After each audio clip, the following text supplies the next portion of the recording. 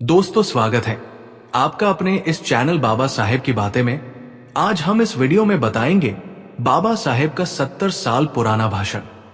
आज इस महत्वपूर्ण अवसर पर जब हम भारत के भविष्य और इसकी दिशा पर विचार कर रहे हैं, मुझे आप सभी को संबोधित करने का सौभाग्य मिला है। मैं इस अवसर पर उन मुद्दों पर प्रकाश डालना चाहता हूं जो हमारे समाज के निर्माण और विकास से जुड़े हैं। हमने स्वतंत्रता तो प्राप्त कर ली, लेकिन क्या हमने समाज में व्याप्त अन्याय और भेदभाव को समाप्त किया? क्या हर व्यक्ति को समान अधिकार प्राप्त है? आज भी भारत में जातिवाद, अस्पृश्यता और भेदभाव अपने चरम पर है। जब तक समाज के अंतिम व्यक्ति को न्याय और समानता नहीं मिलती, तब तक हमारी स्वतंत्रता अधूरी है।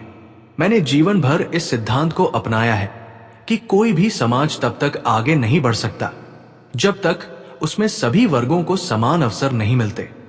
हिंदू समाज में जाति व्यवस्था एक ऐसी बुराई है जो हमारे देश को आगे बढ़ने से रोक रही है।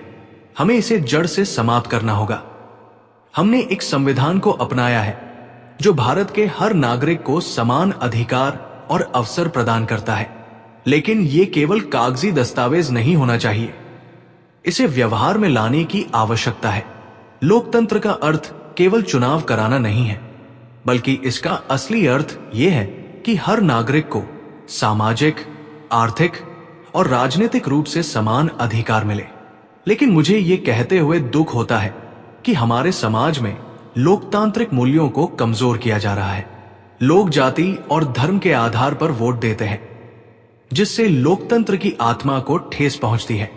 यदि हम भारत को सशक्त बनाना चाहते हैं तो हमें सच्चे लोकतांत्रिक मूल्यों को अपनाना होगा। शिक्षा का महत्व। मैं हमेशा कहता हूं, शिक्षित बनो, संगठित रहो और संघर्ष करो। शिक्षा ही वो हथियार है जो हमें अज्ञानता, गरीबी और अन्याय से मुक्त कर सकता है। मैं दलितों, शोषितों और महिलाओं से विशेष रूप से अपील करता हूं कि वे शिक्षा को अपना सबसे बड़ा हथियार बनाएं। जो समाज शिक्षा से वंचित रह जाता है, वो कभी भी अपने अधिकारों को प्राप्त नहीं कर सकता। इसलिए हमें अपने बच्चों को शिक्षित करना चाहिए और ज्ञान प्राप्त करने के हर अवसर का उपयोग करना चाहिए। महिलाओं के अधिकार। यदि कोई समाज प्रगति करना चाहता है तो उसे अपनी महिलाओं को समान अधिकार देने होंगे। मैं देखता हूं कि आज भी महिलाओं को समान अधिकार प्राप्त नहीं है। वे सामाजिक और आर्थिक रूप से कमजोर हैं। जब तक महिलाओं को शिक्षा, रोजगार और राजनीतिक भागीदारी में समानता नहीं मिलेगी, तब तक समाज आगे नहीं बढ़ सकता। राजनीतिक स्वतंत्रता के साथ साथ आर्थिक स्वतंत्रता भी आवश्यक है। यदि कुछ गिने चुने लोग ही संपत्ति और संसाधनों पर अधिकार रखते हैं, तो ये लोकतंत्र नहीं बल्कि धनिकों का शासन होगा। हमें ऐसी नीतियां बनानी होंगी जो गरीबों को आगे बढ़ने का अवसर दे। जातिवाद भारत की सबसे बड़ी समस्या है। यदि भारत को वास्तव में प्रगति करनी है तो जाति प्रथा को समाप्त करना होगा। जाति केवल एक सामाजिक बुराई नहीं है, बल्कि ये हमारी आर्थिक और राजनीतिक व्यवस्था को भी प्रभावित करती है। मैं सभी दलितों और पिछड़ों से आग्रह करता हूं कि वे अपनी एकता को मजबूत करें और अपने अधिकारों के लिए संघर्ष करें। मुझे विश्वास है कि यदि हम अपने संविधान के आदर्शों को अपनाएं, समानता, स्वतंत्रता और भाईचारे के सिद्धांतों को व्यवहार में लाएं, तो हम एक नए भारत का निर्माण कर सकते हैं। मैं आप सबसे यही अपील करता हूं कि जाति, धर्म और संप्रदाय से ऊपर उठकर एक समतावादी समाज की स्थापना में अपना योगदान दें। बल्कि भारत के हर उस व्यक्ति के लिए महत्वपूर्ण है जो समानता, स्वतंत्रता और न्याय में विश्वास रखता है। हमने एक स्वतंत्र राष्ट्र के रूप में अपनी यात्रा शुरू की है, लेकिन हमें खुद से पूछना होगा, क्या हमने वास्तव में स्वतंत्रता प्राप्त की है? क्या हमारा समाज वंचितों और दलितों को वो अधिकार दे पाया है जो उन्हें संविधान ने दिया है? मैंने अपने जीवन का हर क्षण सामाजिक न्याय, समानता और शिक्षा के प्रसार में लगाया है। मेरी लड़ाई केवल राजनीतिक स्वतंत्रता के लिए नहीं थी, बल्कि सामाजिक और आर्थिक स्वतंत्रता के लिए भी थी। यदि समाज के एक वर्ग को शिक्षा, रोजगार और बुनियादी अधिकारों से वंचित रखा जाता है, तो ये स्वतंत्रता अधूरी है। भारत की सबसे बड़ी समस्या जातिवाद है। ये न केवल सामाजिक ढांचे को कमजोर करता है, बल्कि आर्थिक और राजनीतिक प्रगति में भी बाधा डालता है। हमारे समाज में हजारों वर्षों से जाति आधारित भेदभाव चला आ रहा है। क्या एक लोकतांत्रिक भारत में इसे स्वीकार किया जा सकता है? बिल्कुल नहीं। मैं आप सबसे अपील करता हूं कि जातिवाद का पूरी तरह से बहिष्कार करें। हमें यह समझना होगा कि कोई भी व्यक्ति जन्म से महान या निम्न नहीं होता, बल्कि उसके कर्म उसे ऊंचा या नीचा बनाते हैं। जब तक यह मानसिकता नहीं बदलेगी, तब तक भारत वास्तविक स्वतंत्रता प्राप्त नहीं कर सकता।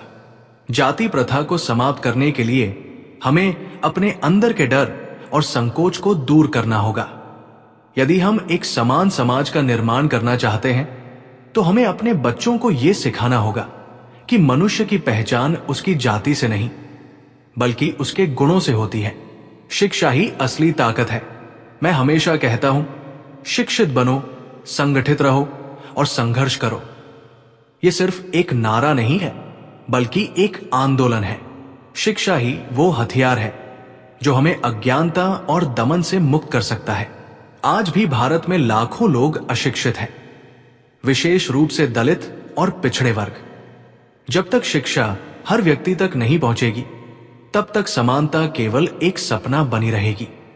इसलिए मेरी आप सबसे अपील है कि आप अपने बच्चों को पढ़ाएं, लिखाएं और उन्हें जागरूक बनाएं। यदि हम शिक्षित होंगे, तो कोई भी हमें हमारे अधिकारों से वंचित नहीं कर सकता। कोई भी समाज तब तक आगे नहीं बढ़ सकता, जब तक उसकी महिलाएं शिक्षित और आत्मनिर्भर नहीं होती। भारतीय समाज में महिलाओं के साथ सदियों से भेदभाव किया गया है। उन्हें शिक्षा, संपत्ति और अधिकारों से वंचित रखा गया है।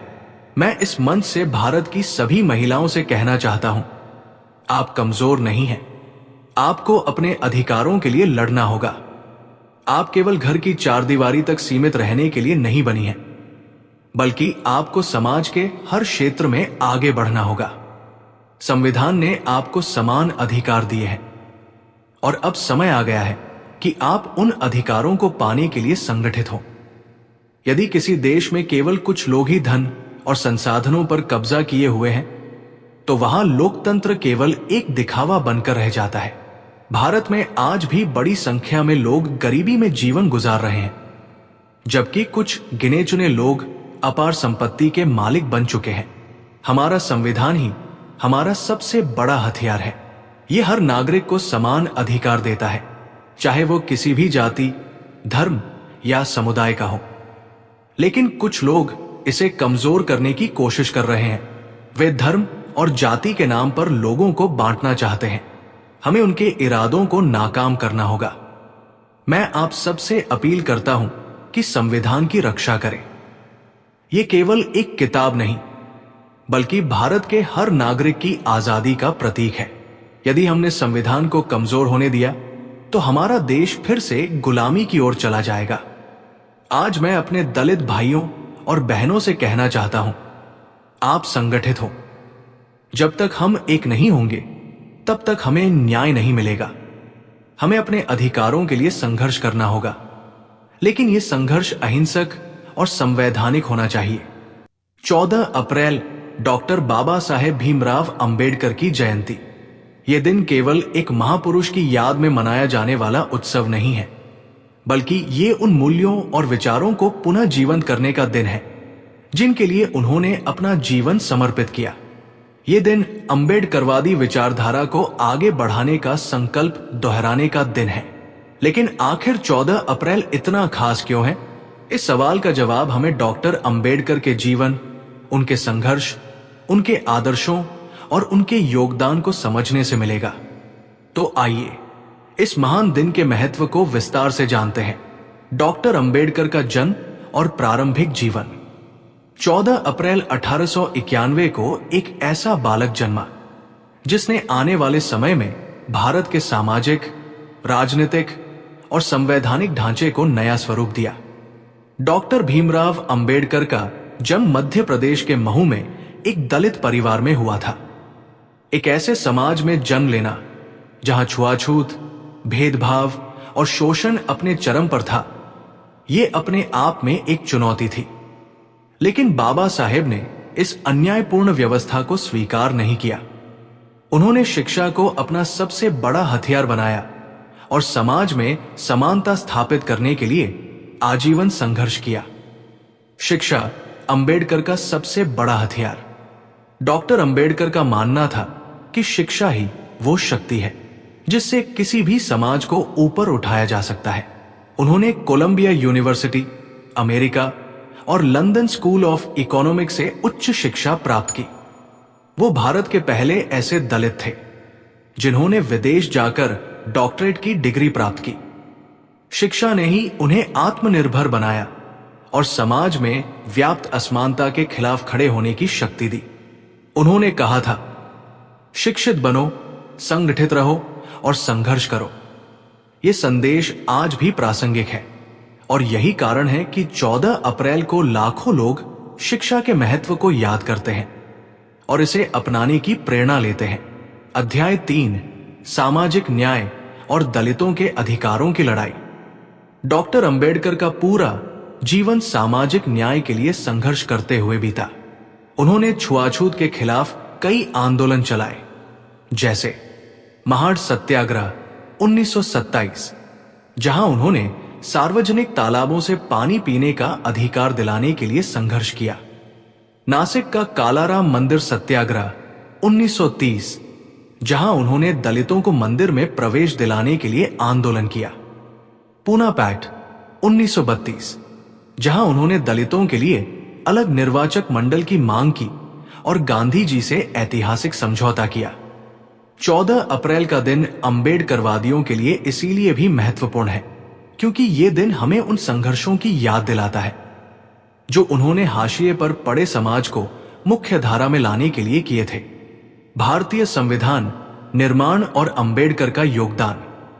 14 अप्रैल का महत्व इस वजह से भी बढ़ जाता है क्योंकि डॉक्टर अंबेडकर न केवल दलितों के मसीहा थे बल्कि वो भारत के संविधान निर्माता भी थे। उन्होंने संविधान में ऐसे प्रावधान जोड़े जिनसे समाज के हर वर्ग को समान अधिकार मिल सके। अनुच्छेद 14, सभी नागरिकों को समानता का अधिकार। अनुच्छेद 17, छुआछूत का उन्मूलन। अनुच्छेद 32, मौलिक अधिकारों की रक्षा। आज जब हम 14 अप्रैल को मनाते हैं तो हमें यह भी याद रखना चाहिए कि यदि अंबेडकर न होते तो भारत का संविधान भी इस रूप में न होता। अंबेडकर जयंती का उत्सव और इसका महत्व।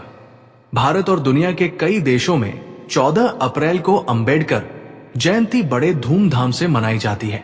चैत्य भूमि मुंबई, जहां लाखों अनुयायी उन्हें श्रद्धांजलि देने आते हैं। दीक्षा भूमि नागपुर, जहां उन्होंने लाखों अनुयायियों के साथ बौद्ध धर्म स्वीकार किया था। दिल्ली का अंबेडकर मेमोरियल, जहां हर साल बड़े पैमाने पर कार्यक्रम होते हैं।